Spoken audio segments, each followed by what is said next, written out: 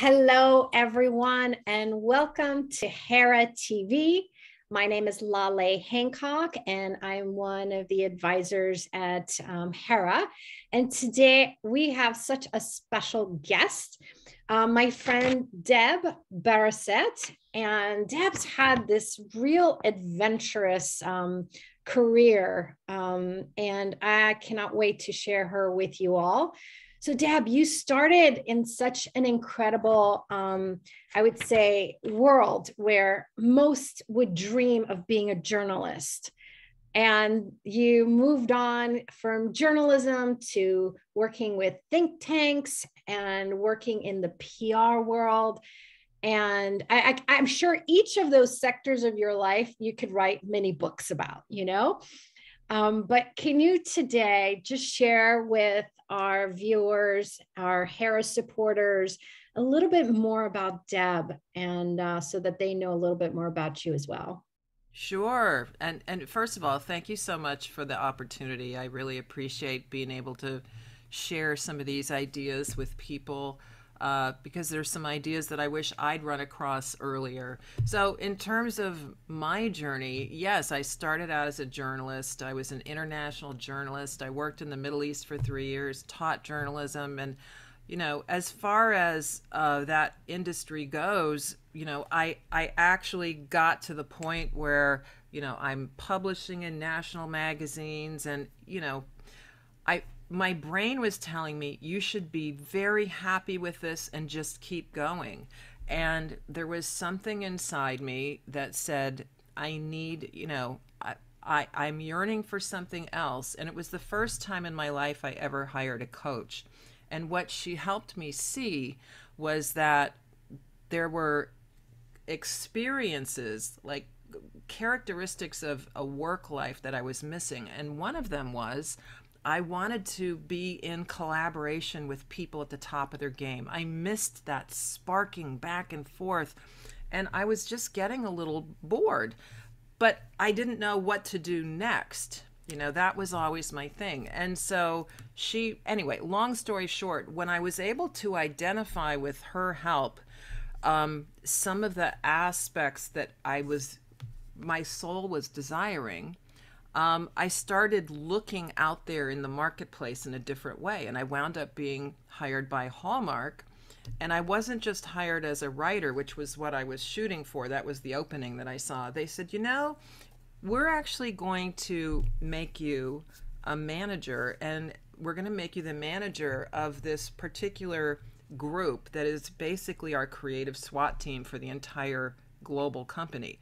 It was a dream job.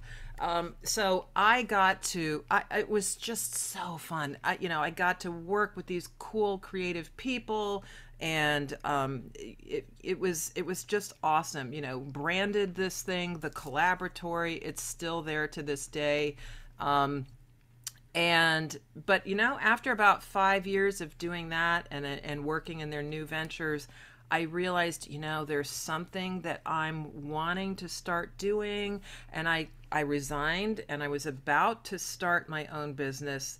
And I was recruited by a personal and professional development company to do their public relations. And I thought, okay, I'll just do it for like 2 years maybe, right?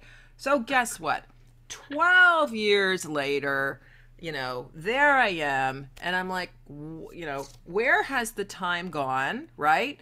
And awesome job in many, many ways. But here's the thing. I felt that, like, ooh, tick-tock, sister. There's some things that you want to be doing, and there's a way you want your life to look that's different from this. And that is when I had some real dark nights of the soul, because I did not have a clear direction. I didn't even know what it was I wanted to move toward. Eventually, I just said, okay, I need to bust a move here. So I tendered my resignation and I started my business, and that was over 5 years ago. And here I am. I'm going to be turning 62 in a couple weeks. And I can tell you, I am more fulfilled now, happier now than I have ever been. And I want that for everyone. Yeah. Before we pushed play, we were just having a quick chat about each other's backgrounds. And, you described it so beautifully. We start a journey in our lives based on education or something that we thought was going to be our dream job, right? And then we start discovering ourselves more. We learn, okay, these are things I've done, but what are things that actually get me to get out of bed every morning and be energized and creative? And I think a lot of times people, I think in the past, I don't think that the youth does this, but I think our generation did, is that we assumed it was this job for life.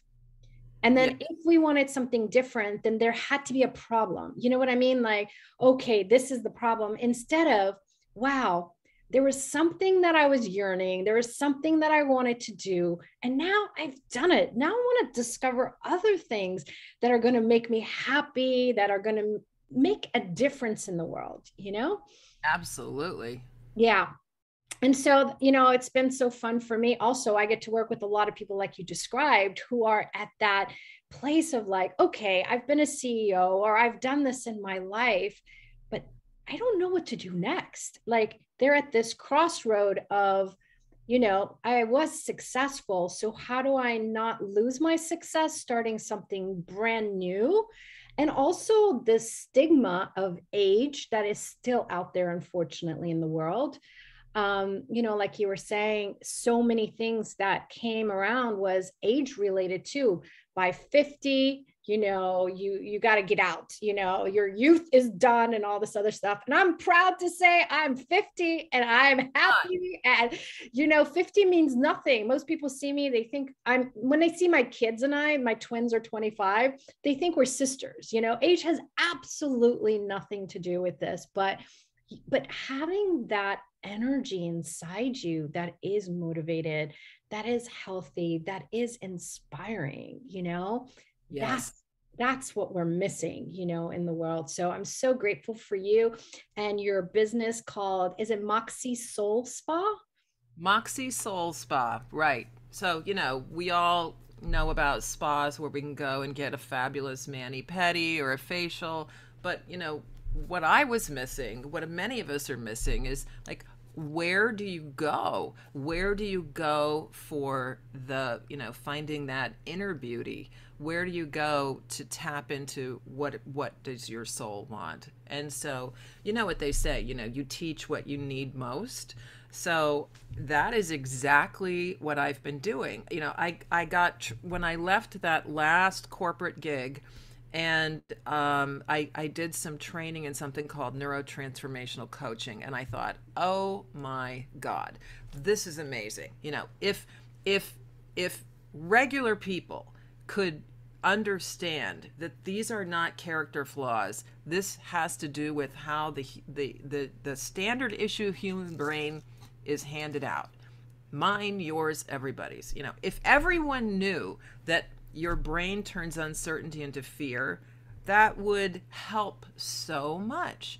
So basically, I have it's the Moxie trilogy. It's a program, 3 programs, and what they're designed for is to work with women through the process that I so wish I had had when I needed it most. And so, first of all, one of the things that we look at is the fact that we are ever evolving creatures, right? Like you said at the top of this whole conversation, we are socialized to think, not so much now, as you said, the younger generations have more of a handle on this evolving thing. But, when we grew up and our peers, it was like, well, you figure out, hopefully by 18, what can you imagine at 18, making a decision like this is what my life is going to be about and then having to stick with that? It's kind of ridiculous when you think of it that way. I think of reinvention as not just a contingency plan when things go sideways or you have an emergency or, I got to come up with something else. I think of reinvention as not a plan B, but a way to be happy and fulfilled. And so we're ever evolving creatures. Why, when you think about it, what would make us think that something that was perfect for us 20 years ago is going to continue to be perfect for us until our last breath? That's kind of crazy. So I think of reinvention as a new, true expression of who we are now. And now here's the rub. It's like, well, who am I now? Right? Who am I now? And I looked around and I was having difficulty finding some kind of structure to guide me through that process. And so I created it. And part of what the big emphasis is on, it's both, you know, part neuroscience, it's part creativity and innovation, and it's part mindfulness and ancient wisdom. You know, it's like bringing the art and science together. And one of the questions that stops people in their tracks early on in this process is, I say, ask yourself, what does my soul want? What does my soul desire? And hardly anybody asks us that. And when you stop and you give that time to just hang in the air, and you give yourself the space and the grace to actually engage with that question, it's amazing what comes out of it. Now, at first, I'll tell you, mostly what happens is a deer in headlights look. Like, I have no idea, right? However, it's kind of like, you know, when the water's been turned off and you go to turn it back on and it's kind of sputtery and there's brown stuff and it's not really great. But you leave the water on and then you get this beautiful clear trickle, and then it turns into whoosh, here we go. It's like that. When you start to consciously ask your soul, okay, what do you desire? What do you really want for you? You know, it's like in a conversation where you know somebody's not listening, you kind of shut down. But when you know someone is really there and really listening for the gold, suddenly you start to speak, and there it is. It's I say it's like that with our souls. Does that resonate for you at all? Oh, definitely. And, you know, that's one of the beauties I was telling you earlier is, you know, with Harris City, what we're building is that we are going to have lots of different things, including programs, because it is about empowering people to not just feel like they're coming for just support, but what they're actually coming is with tools, resources to empower themselves, you know? And with Hera Wellness, like I was telling you earlier, we are looking at it as a holistic oneness. It's that wellness of you. Yes, the outside really makes a difference. You know, I mean, when we get our hair done or a facial or a massage, it boosts our whole world. Oh, But I'm all about it. you also have to include the inner you, like you said. And so we definitely have a lot of those kinds of programs too. And you know what, one thing I love is that the way you described it, sometimes we just need to know someone's there who's not going to judge us and allows our creative thinking to just get started, you know?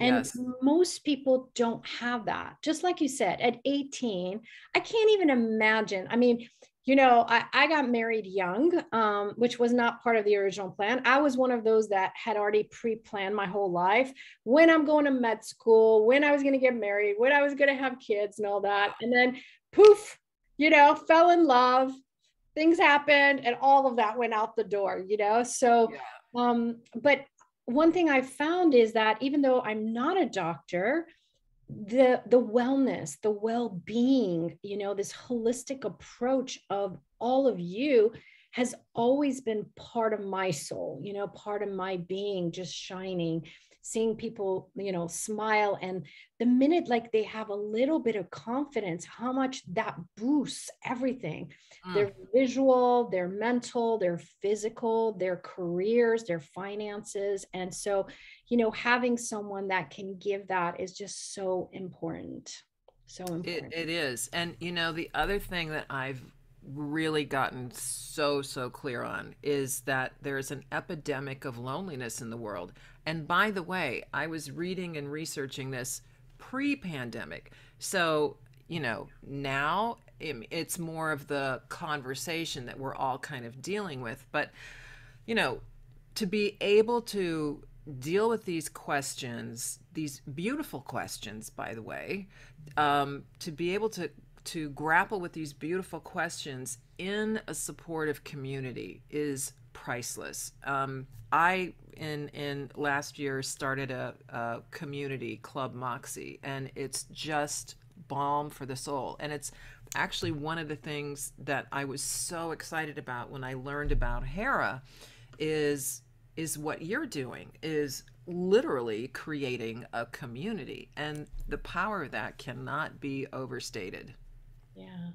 One thing I love about the founder, Marinella's vision. The first time I met her, in 5 minutes, I knew I wanted to be part of Hera.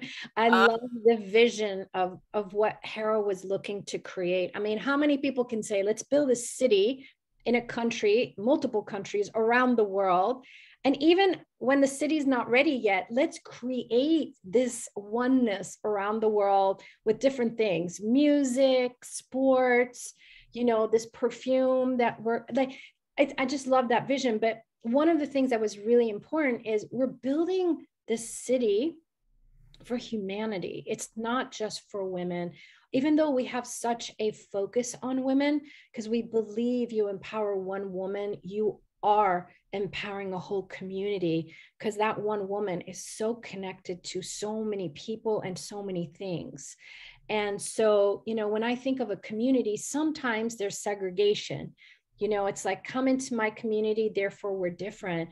Where I love this idea of Hera is about bringing everyone, no matter age, no matter race, no matter background, no matter religion, no matter your languages, and being able to truly be this United Nations around the world.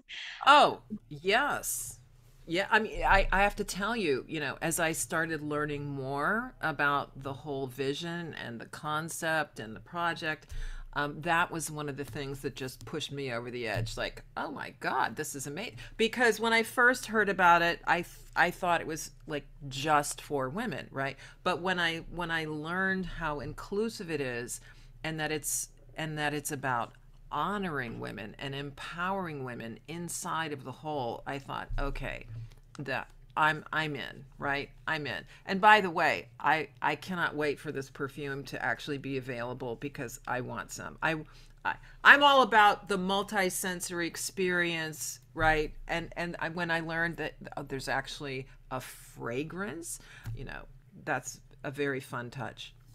Well, we got the sneak peek, luckily, the board. Uh-huh. So thanks to Marinella. It's currently only available in distribution in like certain events, like when we do certain events, it's available through that. And the scent is amazing. For me, my body's very sensitive to perfumes. So I'm not one that normally purchases perfume, but its aroma is so gentle while so powerful. I think that's the good way of describing it. That your skin type, your scent, your own scent with it is going to bring that uniqueness of each of us, while Mm, at the same time it does bring this unity of all of us. mm. And I have to say, I'm so grateful for Marinella, who made sure whatever the ingredients were, that they came together. It created a great marriage.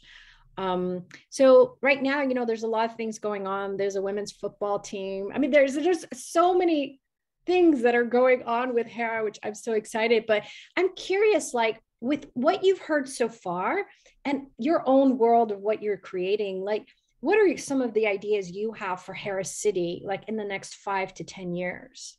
Mm. I would love I would love to see in some form, and given your role with wellness, I think I'm talking to the exact right human being, right?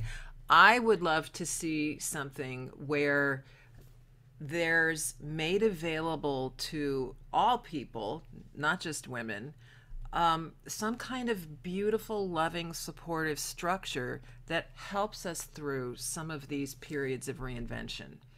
I would love to see something that not only makes reinvention of ourselves possible, but also honors the very act of transformation as a human being at his or her best.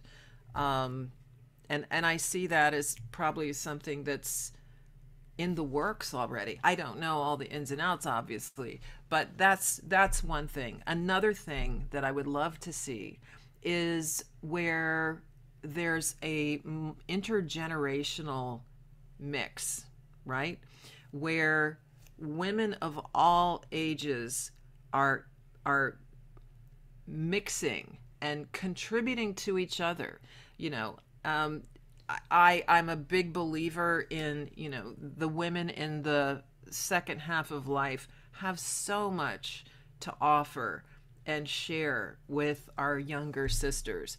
And the other thing is, they have so much to share with us. There's something about, that community, of having that tribe. That ancient construct of a tribe has a lot going for it. And I think it would be delicious and beautiful to create, what does that look like in this century? Well, I have to say, I'm very excited that that's part of the plan. My background, actually, I was an executive in an intergenerational center, the first one that they built in America. Oh, wow. And well, the first big one they built in America. And I see the gift so much. Like, we used to put adults that had special needs or disabilities with little kids, from birth to 5 years old, and the communion between the two and what they could share with each other was so much beyond words. And so that's one component that we do. We will have partnerships with different organizations so that we are able to bring different kinds of people from communities together, across the age span. But I'm very excited about you and me, because I get, after this interview, you and I are going to partner together with a lot of different things. And I'd love to see how we can also incorporate that in the Hera City that we're also putting together. So I think there's going to be a lot of different synergies there. Yeah. My little intuition's going whoop whoop, right? So, yeah, the one of the things that I talk about in a program, the two neural networks, and in Moxie we call them the inner muse and the inner manager. And right now my inner muse is like, oh, there are beautiful things afoot, and my inner manager is saying, what's next? Where do we begin? Let's dive in. So I'm all about it. I'm all about it. Sounds great. Well, I have one last question for you. Okay. So you're going to have men and women watching this from all around the world. So I'm going to ask you maybe a broader, like, what inspiring words would you give everyone around the world? And then is there something special you would add for women? Wow, that is a big question. Um, I'm gonna go with a favorite Pablo Picasso quote of mine, okay? Yep. Which is, inspiration exists, but it has to find you working. And I use that quote a lot. And what does that mean to me? It's like, we can be in our heads for the rest of our life about what might be, what could be, what should be. But unless we actually get up into that courage zone and make a move, we got to bust some moves in order to discover who we are and our gifts. So it's that encouragement to make a move, even though you're not sure how it's going to look. But if you move toward what makes you come alive, you pretty much can't go wrong. And for women in particular, I would say, don't go it alone. Find your tribe, find a community, find kindred spirit souls who will lift you up, who will encourage you, who will normalize the stuff that we all deal with, and see and speak to your greatness. And that's what I would offer. Thanks for the opportunity to share that. Oh my God, that was so beautiful. And we all do. I think if every single one of us from the moment we were born, to our teenage years, if someone would have said every day, "Hey, you're amazing. You don't have to be different. You don't have to be like everyone else. Be the difference of you," what that would have created. Because we need to be inspired. We need to also know that what our differences is great. It's not a problem. It's, where most of us we try to do it like everyone else, and it's not going to work. You're not everyone else. There's only one Oh, of you. There's only one of you in the whole world. So yes. I love that. I love that. It's amazing. I So, like to say that we each have a cosmic job description that kind of comes from our essence that mhm. was there probably from the very beginning. If you look back, like mine is people experience beauty. Now there's 1,000, 2,000 infinite ways any of our life purpose, our dharma, our cosmic job description can get expressed, but we want to look for ways to get that unique, what we bring to the party of life. Let's serve it up, right? Wonderful. Deb, it was such a pleasure to meet you. And I'm so excited about you and Hera and different ways that we can collaborate together. Me So too. thank you for being here today. And thank you all for being here and watching this episode and meeting Deb and learning even more about Hera City. We look forward to seeing you guys really soon. If you have any questions or if you have topics you want us to talk about as well, go to heracity.org, contact us page, and we'd love to hear from you. So thank you, everyone, and happy holidays, because it's actually going to be Christmas here in St. Petersburg, Russia tomorrow. Oh, how about that? Yeah. All right. Thank you. Bye, everyone. Bye bye.